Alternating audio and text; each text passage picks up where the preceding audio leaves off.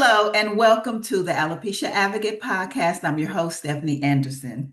This is where we open up real conversations about hair loss, healing, and hope.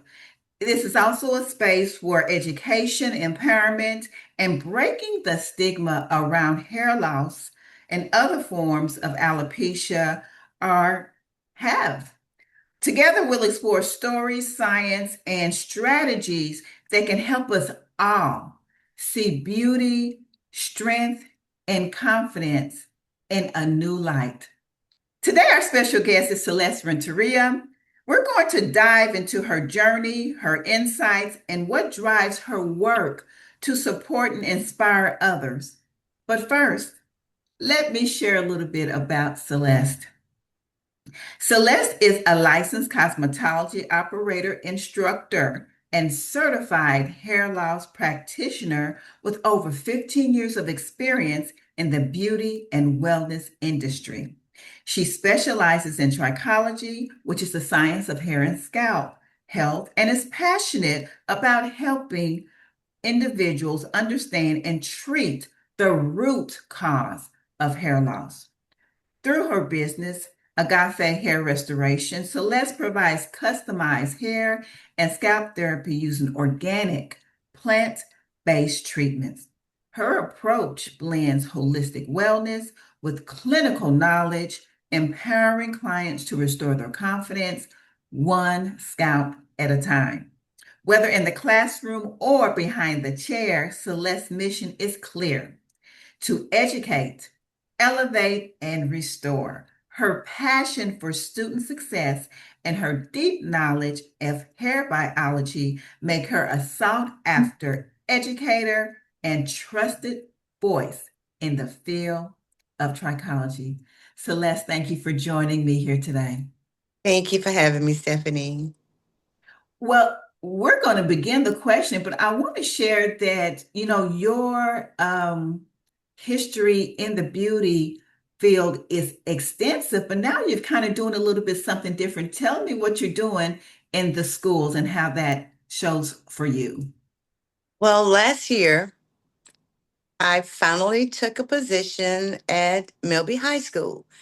I will have to say this, though, Stephanie. That had been my initial dream to teach cosmetology in the high schools. That was 15 years ago, and that's why I went back to college. Mind you, it did not happen until August of 2024. I started Sometimes that's teaching how life happens. it in the high schools. Yes. And when I got to the high school, I had this high expectation. Okay. I thought that they may have as not as much passion as I have for the industry, but just a little bit. The most disappointing thing for me teaching in the high school, cosmetology in the high school, is that the passion that we have that Mhm. drives us to research and learning, and they don't have it. Mhm. They they did not think that I don't want to be ugly or nasty. I just want to say that I was just very disappointed in the lack of interest in the science and the chemistry behind hair loss. And one of the things I would always tell them, I'm like, you're young right now, Yeah.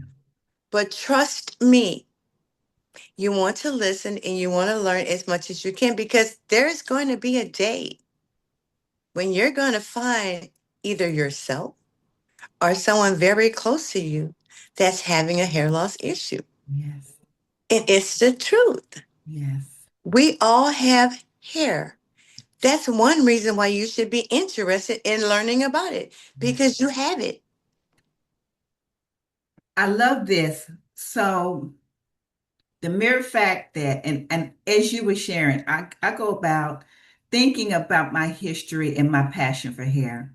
My first exciting moments revolve around hair as a little girl. Yes, yes. And so I understand. I don't know if you're seeing that they want to be more artistic because there's an artistry and not so focus on the, because we know it's about the biology and the science behind it that helps us in trichology. So you see more artists than, wanting to cut, color, and style, or it's just a passion that's been lost for the industry as a whole.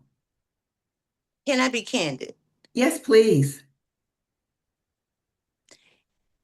I think for the students that I taught that last semester, there's a loss of interest in this. It's not, it's just like we're playing house, we're playing Barbie, Okay. we're playing with Barbie dolls. Like, I had this passion in me at the age of 12, 13, 14 years old. I thought that that may be the same case with some of them. I had 62 students, and unfortunately, it was like only five that I even saw creativity Mhm. come through. I thought that I could just go in and make a difference with anybody. But I learned that I can't give you something that you don't want. That's so true. That's so true. I can't put my passion inside of you. Yeah, I can't put creativity in you if you're not displaying creativity. yeah. So I realized that I wasn't there for everyone. I love it. Yes. That was hard. Yeah, It was heartbreaking. yeah. I was there for a few. Yes.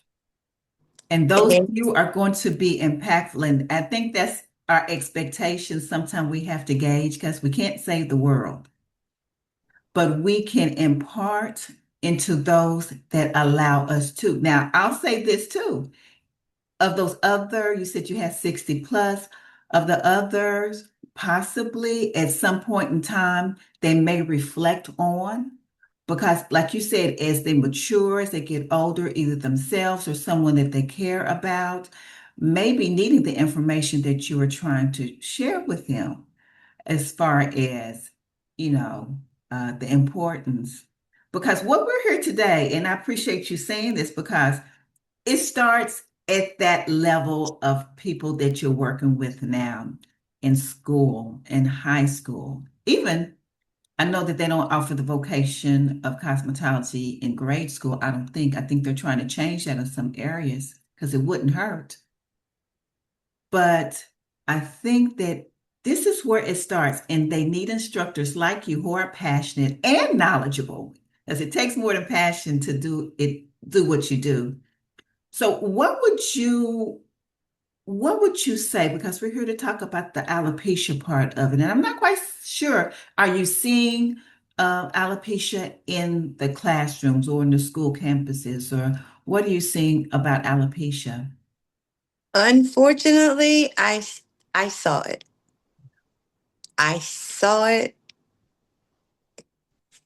diffused alopecia. I saw it. I looked at her, and I was not there to talk about it with her, but I had to. Yes. I had to pull her aside to find out. I'm like, I see that your hair is thinning very much so Mhm. in the center of your head. And I've looked at you 3 months and I'm looking and it seems like it's getting wider. And her response to me was, yes, I know. My mom has it. And I'm like, okay, so is she doing anything about it? And she says, no. I say, are you trying to find out what you can do to help yourself? And she's like, no, I don't know what to do. I'm like, Yeah. I'm like, sweetie, I hate to tell you this, but you should go to your doctor. Yes. You should definitely go get a CBC, which is a complete blood count. Mhm. I said, you should also see a dermatologist Mhm. so they can take just a little piece of your scalp and put it under a microscope.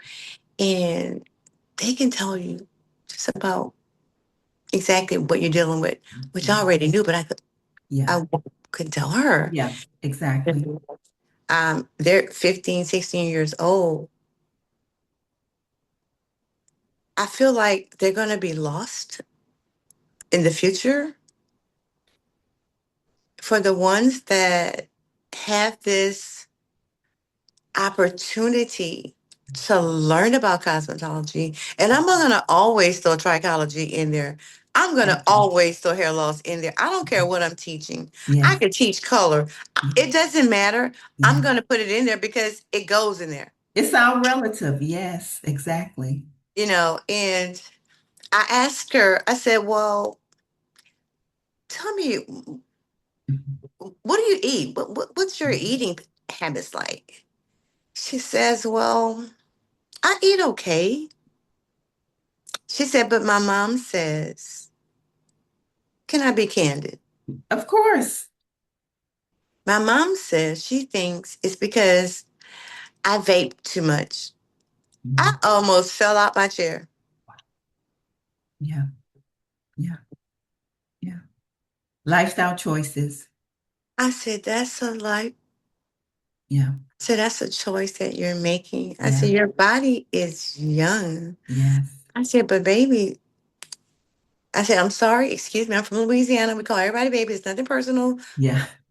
I have to, for me, I'm just always me. I'm authentically me. Yes. I'm as transparent as I can possibly be. But, I'm like, sweetheart, you're going to have problems if you don't address this. You're She going to have, already does. And yeah, she's yeah, 15, 16 years old.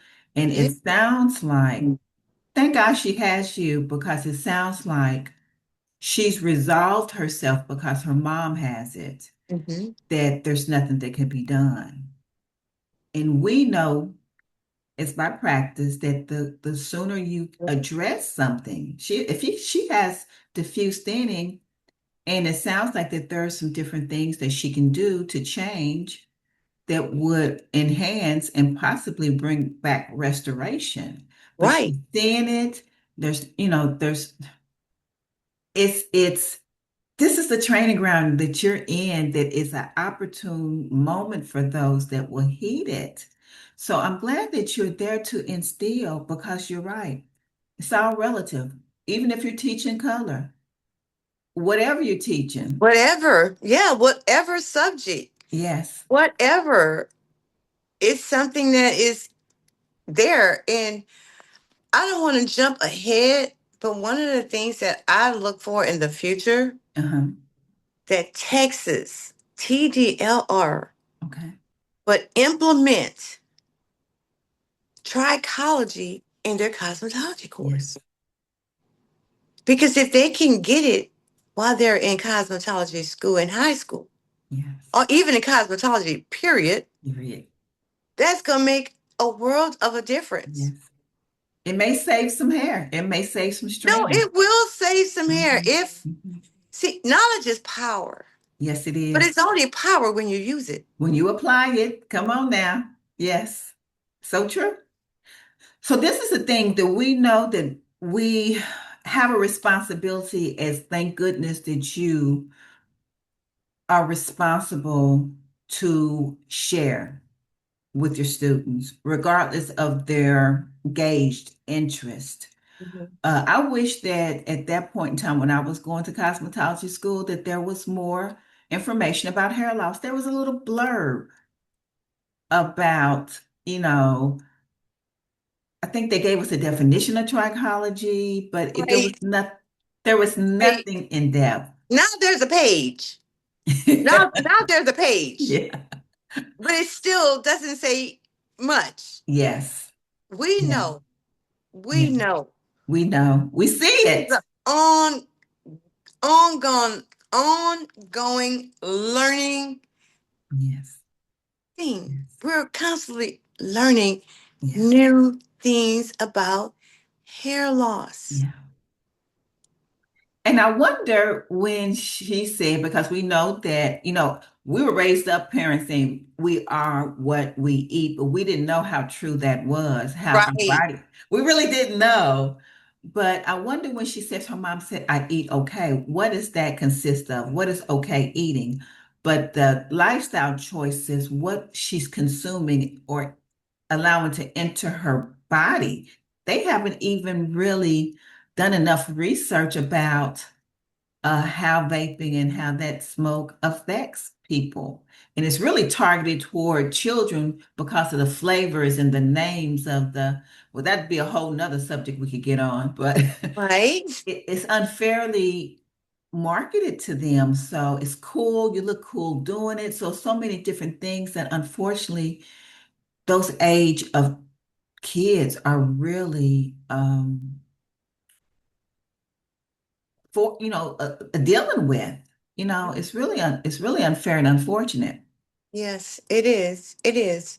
Because as I said, and as I stated earlier, we know that they're going to come into contact with somebody that has some type of alopecia in Yes, their lives. We're talking about 1 out of 3 women. yes, That's just 1 out of 3 women. yes. Make it make sense to me why you don't want to learn this. Yes. And we're seeing on, okay, so you're dealing with that demographic that is watching everything on social media. They're watching videos, they're seeing all these tutorials, and it cracks me up every time I see these people doing stuff. And some of them are gifted and talented. They've seen things done and they can duplicate, but they don't know the dangers of putting medical grade of adhesive on their hair and scalp. They don't know, but they can make a cute style. So what do you say as far as being responsible to those who are seeing all of this stuff? Because he said, I'm not a hairstylist, but this is how I do it. And after a while, we're going to see a lot more. I think the statistics and the numbers are going to go up because so many people are doing things, Celeste, that oh my gosh, they're pulling out the hair from the follicle. And once that's damaged and gone, there's no regenerations. The, you know, That's what. That's why the, I say, Stephanie, I'm. Oh my goodness, yeah, gracious! Yes, the numbers are going up. They're going up, and they're going to continue to go up. yeah, And I can't say you can just educate them and it'd be okay. No, no, no. We can educate them, but they have to follow any recommendations that we give them. yeah, You cannot keep doing, you cannot keep putting that adhesive. Don't get me started on that yeah, adhesives. yes. Because I try to, I'm like, yeah, yeah, but no, sweetie, no, no, no. You may not see the hair, but yeah, because I use this illustration a lot. Okay. I say, imagine if you glued an envelope together, glued an envelope, Hmm. and you open the envelope. Hmm. Will you see some residue from the other side of the Yes. envelope? Yeah. Yes, you will. Yeah. Yeah. So it may start out as little subtle Hmm. and they not even be aware of it. No. So where does that leave them in the future? Yeah. Or they see it, but in the quest for fulfilling society's impossible standards of beauty, I always say it that they're willing to, oh, it won't make a deal because it's a right now need. But we know as adults that time continual doing something that is not good, it's going to eventually It's be. gonna affect you. It It's gonna affects. affect you. Yeah. And I think back as we talked about the students, I'm like, I know they're gonna think that one day they're gonna say, you know what? Miss R was right. Yes. I should have paid more attention. They call you Miss R. I like that. They call me Miss R. I love it. Yeah. Don't give up. Don't give up. I'm glad that you were able to share today about what you're seeing with the youth because I think that's where it starts. Advocacy, awareness. Uh, I know it may seem frustrating, but continue the good fight. I believe God put you in that a place for a reason to be a beacon of life and hope because you have all the knowledge that there is to know to share that I believe that it's going to be a really good situation for those who listen. Um, it takes everything goes so quick when we're starting to talk about our passion and stuff. And I'm Mhm. glad that you were able to share with us about what you're seeing with the young people. So, Celeste, if there's anybody that wants to know more about you and what you do you mind sharing your contact information so they can contact you? My contact information, Instagram. Okay. And what's Agape's your hair. handle on Instagram? Agape's hair restoration spa. Okay. Um, always email Celeste M at att.net. Okay. So I you can am. share your gift, your talent, and your knowledge with everyone. Again, as I said, everything goes by so quickly when we start talking about the passion that we have when it comes to the beauty industry and hair loss, and then the next generation. Yeah. So thank you for joining me here today, Celeste. It's And for over everyone already. already. Oh my goodness. We didn't get to talk about like the people who are suffering to let them know that there are resources out here. Yes, We're yes, here to help you. yes. You are valuable. I We love it. see you. You Yes, know, you are not, you are more than just hair. I love it. You know, you're resilient. You know, because when we see them coming in, they're all broken. Yes, we do. Oh my God, they're broken. So we're just going to have to circle back around and we're going to have to say that piece. But I wanted to allow you to, because everybody's really been focused because that's been the subject of Mhm. alopecia. But I think it was so imperative to talk about the next generation and what we're seeing in the industry and how it's affecting them. It's So, affecting them. Oh yeah. my So God. we can circle back around We and pick have it up at to. another time. We're going to have to It's because there's always so much more. it's great seeing you, You too. and we will get connected. But this is going to be for this episode of the Alopecia Advocate podcast. Until next time, take care and be blessed. Bye. Be blessed. Bye.